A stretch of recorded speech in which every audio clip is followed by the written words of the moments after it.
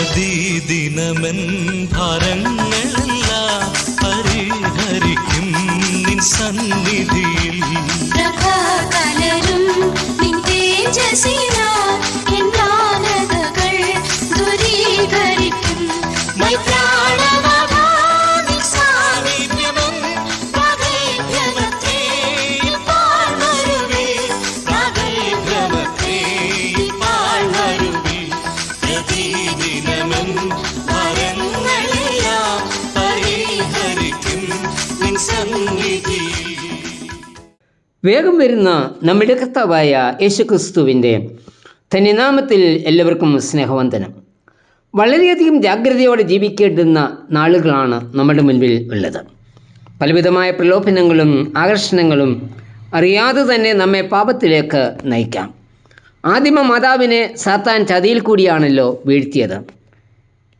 ഇന്നും സാത്താൻ്റെ ജീവിത പ്രവർത്തനങ്ങൾ നടക്കുന്നുണ്ട്. സാത്താൻ നമ്മളുടെ പ്രതിയോഗിയാണ്. അവൻ അലർന്ന സിംഹം എന്ന പോലെ ആര വിഴുങ്ങരു എന്ന് തെരഞ്ഞ് ചുറ്റി നടക്കുകയാണ്. 1 പത്രോസ് 5:8. അതുകൊണ്ട് നാം ജാഗ്രതയുള്ളവരായി ഉണർന്നിരിക്കണം.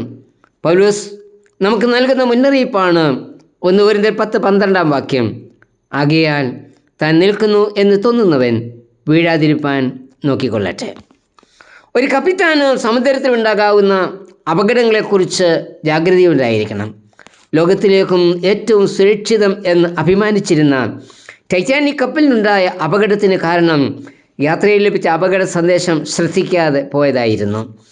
നമുക്ക് ലഭിക്കുന്ന മുന്നറിയിപ്പുകൾ ശ്രദ്ധിച്ച് യാത്ര ചെയ്യാതിരുന്നാൽ അപകടം ഉണ്ടാകും. ഇസ്രായേൽ ജനങ്ങളുടെ മരുഭൂയാത്രയിൽ ഉണ്ടായ അപകടങ്ങളെ ചൂണ്ടിക്കാണിച്ചുകൊണ്ട് വീണുപോകാതിരിക്കാൻ വിശ്വാസി എന്തു ചെയ്യണം എന്ന് പൗലോസ് പറയുന്ന തിരുവചന ഭാഗമാണ് 1 കൊരിന്ത്യർ 10:6-12 വരെയുള്ള വാക്യങ്ങൾ. 1 കൊരിന്ത്യർ 10:7. നിങ്ങൾ വിഗ്രഹ ആരാധികൾ ആകരുത്. ഇവിടെ പറയുന്ന സംഭവം പുറപ്പാട് 32:1-6 വരെയുള്ള വാക്യങ്ങളിലാണ് വായിക്കുന്നത്.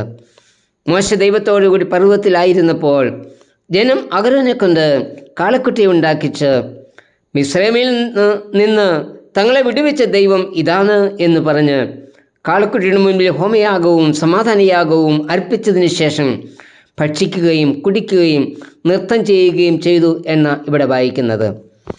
നീ ഒരു വിഗ്രഹം ഉണ്ടാക്കുകയോ അതിനെ നമസ്കരിക്കുകയോ ആരാധിക്കുകയോ ചെയ്യരുത് എന്ന ദൈവത്തിൻ്റെ കൽപ്പനയാണ് ജനം ലംഘിച്ചത്.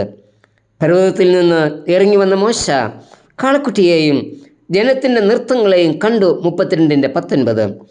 വിഗ്രഹത്തെ ആരാധിച്ച ജനത്തിൽ അന്ന് 3000 പേർ മരിച്ചു വീണു എന്ന 32:28 വായിക്കുന്നത്.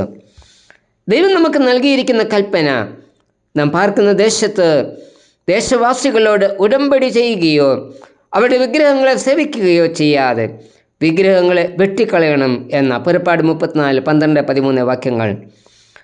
ഇന്ന് നമ്മുടെ ജീവിതത്തിൽ അനേക വിഗ്രഹങ്ങൾ ഇല്ലേ? ദൈവത്തെക്കാൾ ഉപരിയായി മറ്റെന്തിനെ സ്നേഹിക്കുന്നുവോ അവയെല്ലാം തന്നെ നമ്മിലുള്ള വിഗ്രഹങ്ങളാണ് എന്ന് മനസ്സിലാക്കണം. വിഗ്രഹാരാധനയെ ദൈവം വെറുക്കുന്നു. അതുകൊണ്ട് ദൈവത്തെക്കാൾ ഉപരിയായി മറ്റൊന്നിനെയും സ്നേഹിക്കാതെ ജാഗ്രതയുള്ളവരായിരിക്കാം. 2 കൊരിന്ത്യർ 10:8. നിങ്ങൾ പരസംഗം ചെയ്യരുത്. സംഖ്യ 25:1-9 വരെയുള്ള വാക്യങ്ങളാണ് ഇതിന് ആധാരമായി നാം വായിക്കുന്നത്. ഇസ്രായേൽ മോവാബ്യരുമായി ഇടകലരുകയും മോവാബ്യ സ്ത്രീകളുമായി ശയിക്കുകയും അവരുടെ ദേവന്മാർക്ക് ബലി കഴിക്കുകയും ദേവന്മാർക്ക് സമർപ്പിച്ചതിനെ ഭക്ഷിക്കുകയും ചെയ്തു.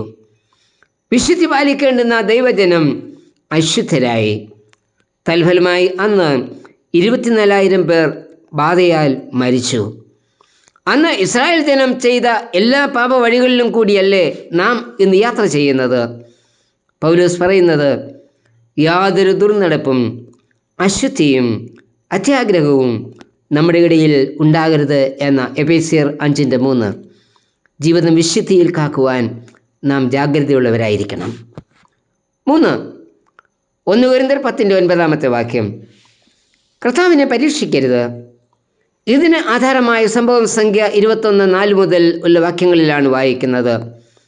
ദൈവം നൽകിയ മന്നയും ഇറച്ചിയും വെറുപ്പാണ് എന്ന് പറഞ്ഞ് ദൈവത്തെ പരീക്ഷിക്കുവാൻ ജനം തയ്യാറായി. ദൈവത്തെ പരീക്ഷിച്ച് ജനത്തിൻ്റെ മധ്യത്തിലേക്ക് ദൈവം അഗ്നിസർപ്പങ്ങളെ അയച്ചു.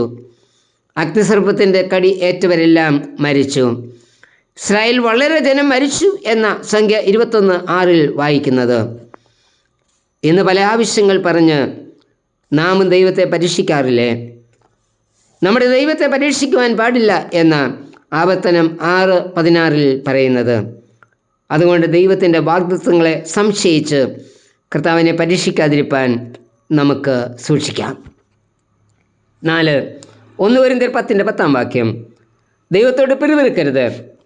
മാറിയിൽ വെച്ച് ഞങ്ങൾ എന്തു കുടിക്കും എന്ന് ചോദിച്ച് പിറുപിറുക്കുന്ന ജനം. പുറപ്പാട് 15, 23, 24 വാക്യങ്ങൾ. ഞങ്ങൾക്ക് ഭക്ഷണമില്ല എന്ന് പറഞ്ഞ് പിറുപിറുക്കുന്ന ജനം. പുറപ്പാട് 16, 2, 3 വാക്യങ്ങൾ. രവിദീമിൽ വെച്ച് എത്തിയ ജനം കുടിപ്പാൻ വെള്ളമില്ല എന്ന് പറഞ്ഞ് പിറുപിറുക്കുന്നു. പുറപ്പാട് 17, 2, 3 വാക്യങ്ങൾ. പിറുപിറുപ്പിൻ്റെ അനന്തരഫലം സംഖ്യ 11, 1 മുതൽ 3 വാക്യങ്ങളിൽ വായിക്കുന്നു. യഹോവയുടെ തീ അവരുടെ ഇടയിൽ കത്തി അനേകരെ ദഹിപ്പിച്ചു എന്ന് ഇവിടെ വായിക്കുന്നത്. ഇസ്രായേൽ ജനത്തെ പോലെ തന്നെയല്ലേ നാമും? ദൈവം നമുക്ക് ആവശ്യമുള്ളതെല്ലാം നൽകി അനുഗ്രഹിച്ചിട്ടുണ്ട്. എന്നാൽ ചുറ്റുപാടുകളിലേക്ക് നോക്കി മറ്റുള്ളവരെ കണ്ടുകൊണ്ട് അതില്ല, എനിക്കിതില്ല എന്നൊക്കെ പറഞ്ഞ് ദിനംതോറും ദൈവത്തോട് നാം പിറുപിറുക്കുന്നില്ലേ? ദൈവം നൽകിയ നന്മകളെ അനുസരിച്ച് ഓരോ വിശ്വാസിയും ദൈവത്തിന് സ്തോത്രം ചെയ്യുന്നവരായിരിക്കണം. കർത്താവെ, പരീക്ഷകൻ്റെ കെണിയിൽ വീണു പോകാതെ ക്രൂശിൽ മാത്രം ആശ്രയിച്ച് യാത്ര തുടരുവാൻ എന്നെയും സഹായിക്കണമേ. ആമേൻ. വീഴാതെ വണ്ണം നമ്മെ കരുതി മഹത്വമേറും തിരുസവിധേ. വിജ്ഞാന സമ്പന്നരായിടുവാൻ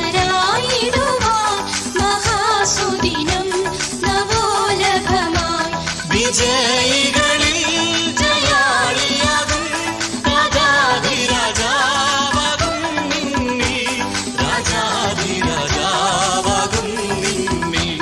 പ്രതിദിനമെൻ ഭാരങ്ങളെല്ലാം പരിഹരിക്കും നിൻ സന്നിധി.